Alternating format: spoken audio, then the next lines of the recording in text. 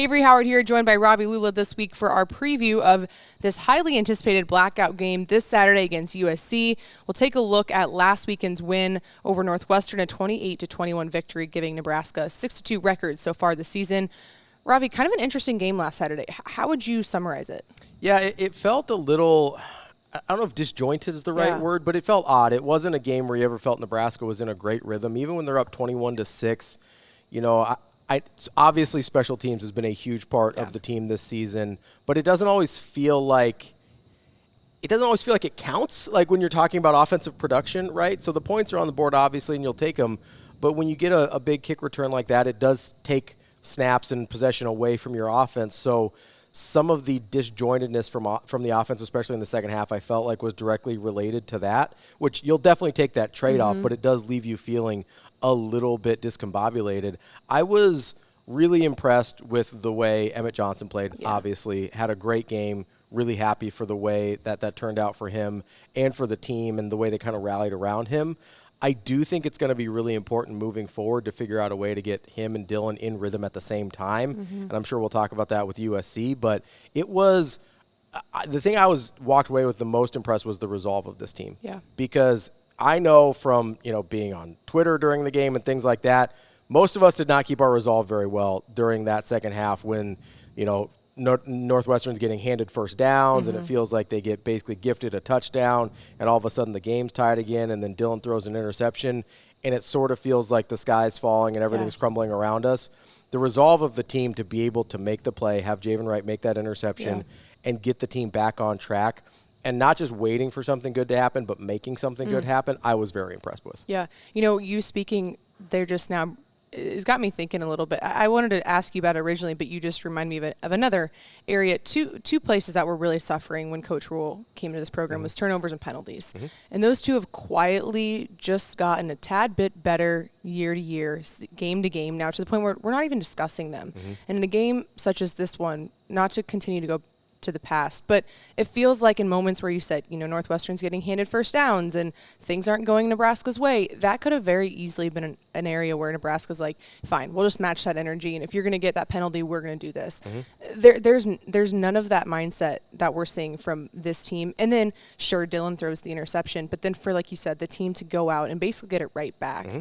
What does that tell you more about? Maybe is it the mentality of the team, or do you think it's more of a coaching process that things are being intentionally taught and we're truly seeing it exemplified in the field? Yeah, I think it's both, right? The mentality of the team, I think, is an enormous part of that coaching process, right? Because we've seen this in years past where the team mentality hasn't been able to withstand this type of stressors, right? Yeah. Whether it's the officiating feeling like it's going against you, whether it's Northwestern was low-key pretty chippy, borderline dirty in that football game, right? 100%. And so Nebraska not, like I understand they got a couple penalties, but Nebraska not responding for the most part to that chippiness, to that cheapness, and being able to continue with what they're trying to do, that's all part of it. Part of it is I do think Coach Rule and the staff recruits a very specific type of player mentally and where their mindset is. I also think they know how to get the best out of guys. DB and I were talking about it on the morning show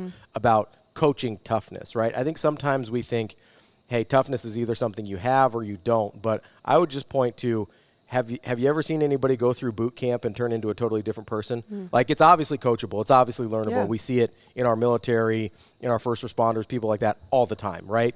So if those people can learn it, and obviously they can, a football team should be able to learn it in lower stakes circumstances as well, right? And so I think that's one thing that we've seen from Nebraska is that mental toughness, that emotional maturity to not get down when it feels like you're playing the refs as well as the other team, to not fight back in outside the lines when a team is being chippy or cheap a little bit, but to fight back within the lines and to take the game to them. That whole process from team mentality, recruiting the right type of guys, and then coaching it up, I think is a huge part of not just this Northwestern win, but let's not forget about how Michigan State felt midway through the game. Let's not forget about how Maryland felt midway through that game. We saw the Minnesota game, and we sort of just flushed all that progress. Yeah. And that's not reality. That's not how seasons work. That's not how teams work. Yes, Minnesota was a super unfortunate hiccup in that process, but more often than not this year, we've seen them improve on penalties and turnovers and let's not forget the other thing that we kind of just take for granted now really quickly, special teams. Yeah. Well, that's my next point. So we're going to get right into it. Obviously set the tone, Kenneth Williams' return in the second half. But it's felt like these things have been building game by game, whether it's Barney's return to so much the fact that he's not even going to get the chance to return anymore. Yeah, nobody's going to kick to him. Teams have learned pretty quickly. Or just what Kenneth Williams has done in a short span of just getting that opportunity. But what is it from a detail standpoint that you're seeing? I mean, I know so many people have shared the clip of Williams' return. It is block after block after block, but it's down to the details, too, in terms of what Archie's doing and the guys that are getting on the field for him, too. What's impressed you the most about the details of special teams, not just the returners? Yeah, so I do think part of that goes back to the previous question about sort of the emotional maturing and the mental toughness as well, because I think a lot of getting the details right, because I'll be honest, I believe that most coaches try and teach the details the best of their abilities. Now, not to say that Coach Eckler doesn't see things that other people don't, because I think he certainly does, and his attention to those things on special teams is remarkable, but it's the mental toughness to be able to execute over and over and over again. Yeah. That, to me, is the real difference, because let's be honest, lots of different things work. We see it all across sports, all across college football, wherever. Lots of things work in this game, but it's a matter of, can you consistently execute it at a high level? Do you have that mental discipline and that mental toughness when things are not going your way to lock in and say, hey, we probably should be up by more than 7-6 right now. What happened here? And then you still go out and you execute and be like, all right, we should be up by more than 7-6. Let's go make it happen. Yeah. That, to me, more than any specific detail, is the ability to execute those details at a high level over and over again, which special teams has done. I don't even think arguably, I think definitively they've done better than any unit on the team this season. Yeah, well, speaking of execution, that leads me to another positive that we observed on Saturday's game, and that was that last offensive drive from Nebraska. I mean, they converted 4 third downs in that drive alone. That rewarded them in that touchdown. That eventually rewarded them in this win as well. But they weren't great on third down for the majority of the game. Was there something that you saw in that last drive, whether they simplified it or if it just came down to executing details, that was different than what some of the other offensive drives looked like earlier that game? Yeah, for me, that's it goes back to the rhythm I talked about earlier in our conversation here, is I thought they did a really good job of getting Dylan into a rhythm early on that drive, right? Quarterbacks are a little bit different than running backs in how they get in their rhythm. Sometimes, especially it seems like a guy like Emmett kind of has to be in there and get lathered up and kind of find that groove. Quarterbacks, it seems like it could take 1 or 2 throws and they feel like they're on their rhythm, right?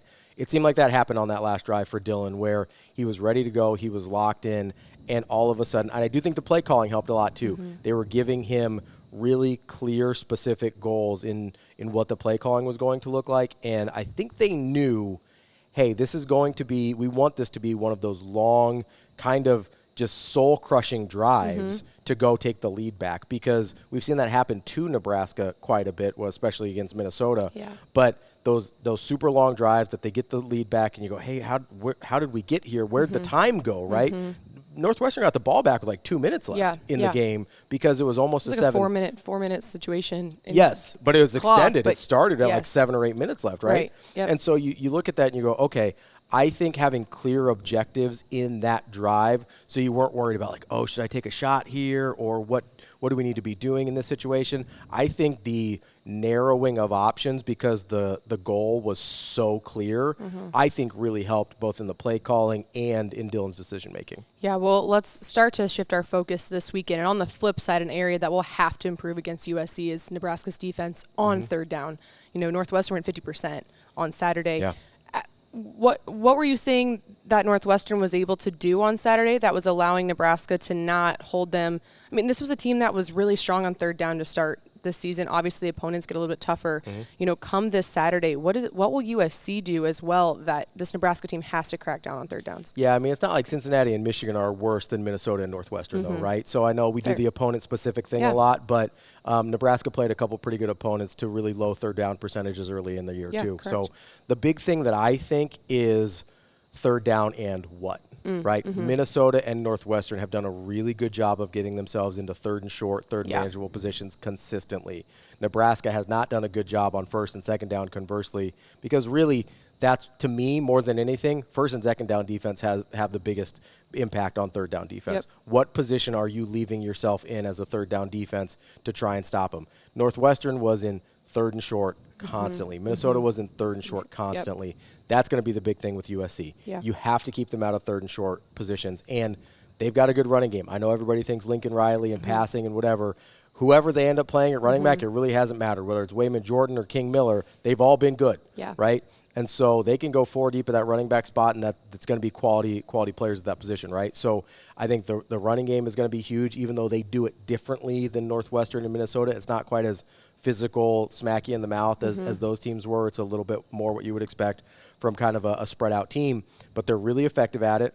Getting guys to the ground at first contact is going to be huge. It's that leaky yardage we all talk about. There were multiple times against Northwestern. They would make contact at 2 yards. Somehow it ends up 2nd and 6. They'd make contact at the line of scrimmage. Somehow it ends up 2nd and 5. Yeah. That can't happen against USC. If you give them short 2nd and 3rd downs, they will convert all day on you because you give Lincoln Riley way too many options. You have to make USC a little bit predictable, and the best way to do that is to get them off schedule. Yeah, well, let's stay there with USC's offense a little bit. We saw Butler come into the press conference yesterday. He was prepared. He had numbers, which you and DB talked to us a little bit. What confuses you a little bit, though, because, he had the yardage per play, yardage a game, how many points they're scoring, but it's not necessarily translating exactly. Why is that important, especially for this Nebraska team that might see that and say, okay, but it might not be exactly what it is? Yeah, so, there's a couple things there. One, I do think we grade USC on a scale, right? It's not just – it's not the same thing that we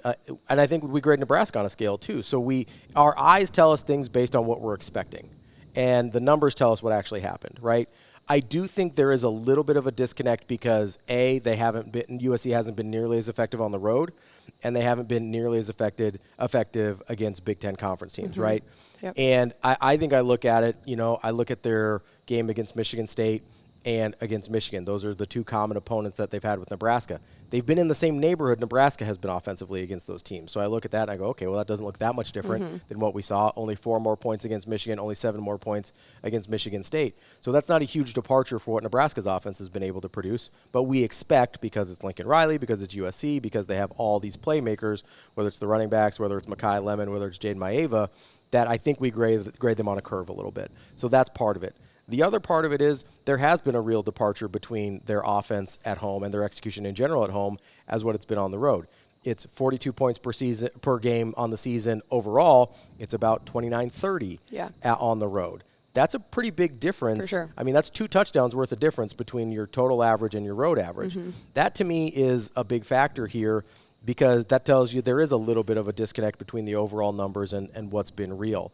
And to me, it's about Jaden Maeva. Yeah. He's going to give you some opportunities to create turnovers. Like, that's just who he is. We saw it last year against Nebraska. Even though he's gotten much better, he still has that part of him where you're going to have probably, Damon said 2, I think he's going to give you about 3 to 4 chances to make a big play defensively. Whether it's an interceptable ball, whatever it is, he's going to give you some chances. That, I think, is where the disconnect comes in because you see that and you go, oh, I don't like how that looks, but then they go and score 42 points a game anyway, right? So if Nebraska's able to take advantage of those the way that Purdue did to a certain extent. Purdue held them to 33 points. Like, that's not a big number against a Purdue team we don't think much of. Illinois held them to 32 points. Michigan held them to 31.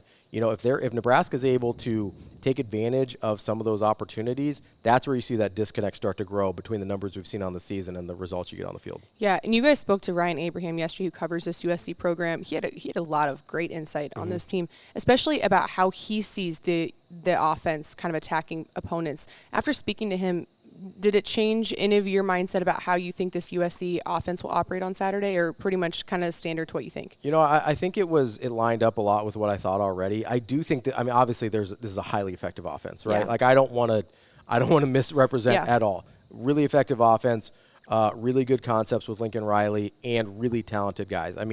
Mekhi Lemon, every time I see that guy play, I'm like, that is an absolute nightmare. The one saving grace is, and this sort of is a domino effect from Malcolm Hartzog being out, is that your best corner is going to be in the slot against him all day. Yeah. Which I think is not something I've heard very many other people talk about. I think that's a huge, huge win for Nebraska, that Sierra Wright against Mekhi Lemon will be matched up in the slot all day. That's a big victory for Nebraska. 2 buddies playing against each other. Yeah. And if anyone knows them best. Absolutely. And if anybody has a good shot at slowing him down on this defense, it is Sierra Wright. Yeah. You know, no offense to anybody else on that defense, but if you've got a guy that I want locked down, I want Sierra on him, right? And so that is I think a huge factor in this game that we haven't talked that much about, but I have a ton of respect for USC's offense. I do wonder both going on the road again, coming east again, and I do think the weather's going to be a factor here. Like, I think that matters. We talked to Ryan, as you mentioned, and he said, hey, like, I've been on those planes. Like, the travel does have an impact, and this will be the first time they've really had to deal with weather this season as well. So as much respect as I have for that offense, and in neutral field, normal conditions, maybe I feel a little bit differently, but I think maybe even more so than he has over the course of the season, I think Lincoln Riley's offense is going to give you some opportunities to take advantage of them. Yeah, I'll absolutely get to atmosphere and environment, but I want to touch on an area that I don't think has been discussed a whole lot, and that's for obvious reasons. You know, the defense for USC isn't as strong as what their offense has provided them so far. Where do you think Nebraska's offense can really take advantage? I mean, you've seen Emmett Johnson come off the game that he just did, right? You're probably not going to get 27 carries. However, this is a USC team. They're averaging just shy of 170 rushing yards a game, right? So the opportunities will be there for him. But like you said earlier, how do you get Dylan and Emmett on the same wavelength where both of those players are hurting USC's defense at the same time? Where do you think Nebraska has an edge over their defense? Yeah, I do think it probably does have to start with Emmett. I know that their secondary has been a little bit maligned as well. They do have a really great safety back there named Bishop Fitzgerald that I think leads the country in interceptions. Really talented guy, maybe their best player defensively. But overall, especially on kind of outside the numbers with the corners, there is some things that you can find there. I do think from a pass protection standpoint, you probably have to establish Emmett first in a way that at least keeps the defensive line honest a little bit. You are dealing with a third-string left tackle or a right tackle at this point. You're still dealing with Rocco Spindler with the hand injury. So I think you have to be really careful about when you choose to try and take advantage of USC outside the numbers. But if you're able to establish Emmett a little bit, that RPO has a lot more bite, the play action has a lot more bite, and there's a thing that I keep coming back to. They ran an RPO with a little bit of a wrinkle against Northwestern where Dylan actually did roll out a little bit and from the RPO, and Isaiah Hunter got vertical on the RPO, which we haven't seen very much from them this year, and it went for a big gain. He was wide open. I do wonder if we're going to see a little bit more of that because that even further compromises the defense and their ability to try and get upfield against Nebraska in their pass rush. So there are some things there that I think if you can get Emmett going a little bit early, that makes plays like that even more effective. If I'm not mistaken, that was a 3rd and 7 play as well. I believe so, yeah. And so, I mean, talk about energy. I mean, we've seen that early in the season too. Ja'Cory just decided to get more vertical when Dylan rolls out, and it really changes things. I mean, making plays in moments where the team needs players to make plays. And having chemistry with your quarterback to understand where you can find spots, where he'll be able to find you, even if it's not exactly how the play was drawn up, I think makes a huge difference. Yeah, well, I want to talk about some of the mindset stuff going into Saturday. Dylan shared a really interesting perspective yesterday. He kind of said this game on Saturday is a bit spiritual to him. It's like, you know, we basically got a do-over last weekend. We go into halftime, the exact same situation. It's a parallel, essentially. And now we're being granted an opportunity to right a wrong from the opportunity that we thought we were going to have against Michigan, and we knew how that felt. If the team is thinking that way, or maybe if it is just Dylan, you know, do you like that mentality where it's, hey, we know that this is basically a similar situation, and we know exactly how it felt previously. We are going to decide how we want that to feel differently versus them just kind of going about it and being like, okay, another big game. It's almost like they're drawing the parallels for themselves, be like, we're not trying to do that again. Yeah, I mean, I'm a big fan of any time someone is just honest with themselves about the situation they're in, right? They understand, hey, yeah, this is a big deal. Nebraska hasn't won a ranked game in a long time, right? There's no point in trying to put your head in the sand and ignore that. You can't just sit here and say, well, we've got this blackout and we're doing this whole thing in this night game and then pretend, it's just another game. Like, that's not a real thing.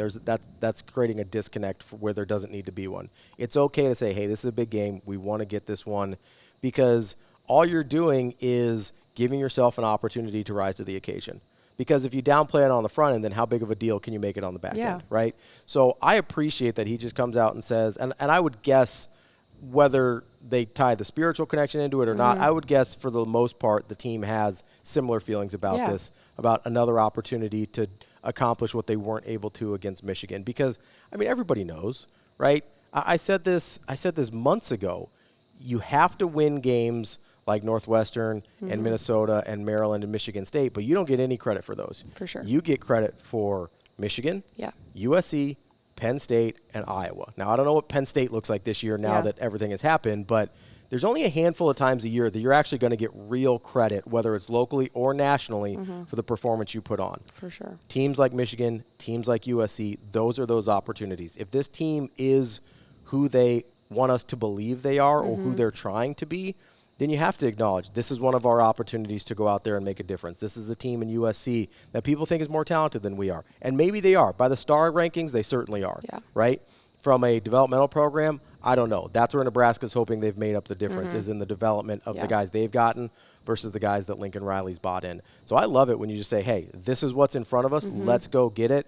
And, I mean, Coach Rule talks about it all the time. You put everything out there and see if it's enough and be okay either way. That's all. That's the way I took what Dylan said. Yeah, I just thought it was an interesting perspective. I mean, all things considered, he's still a young player, right? And for this team to be so in tune with, we know exactly how that felt week 4 with how much excitement that was building up to it. And now we have this other opportunity that we are so in tune with how we don't want it to feel. I just caught my attention for sure, which makes me wonder, was there anything else that caught your attention from press conferences this week? Yeah, I mean, the big thing for me, I haven't really been able to get over sort of the emotion we saw from John Butler. I know. Like, that felt so out of character from what we had seen. Not to say it's out of character for him as a person, but he really hadn't shown that side to us publicly. And I thought it was actually really cool. I loved it. Because DB and I talked about this last year when he got hired, that there was probably a disconnect for him from coming from the NFL and from when he came in to the fold, right? It was a later addition of June or July, right? I think it was early July where he came into the fold. He didn't really have the opportunity to build those relationships with players early on. It was just kind of like, hey, we got to crash course this, we got to figure it out, and I got to coach the defensive backs room.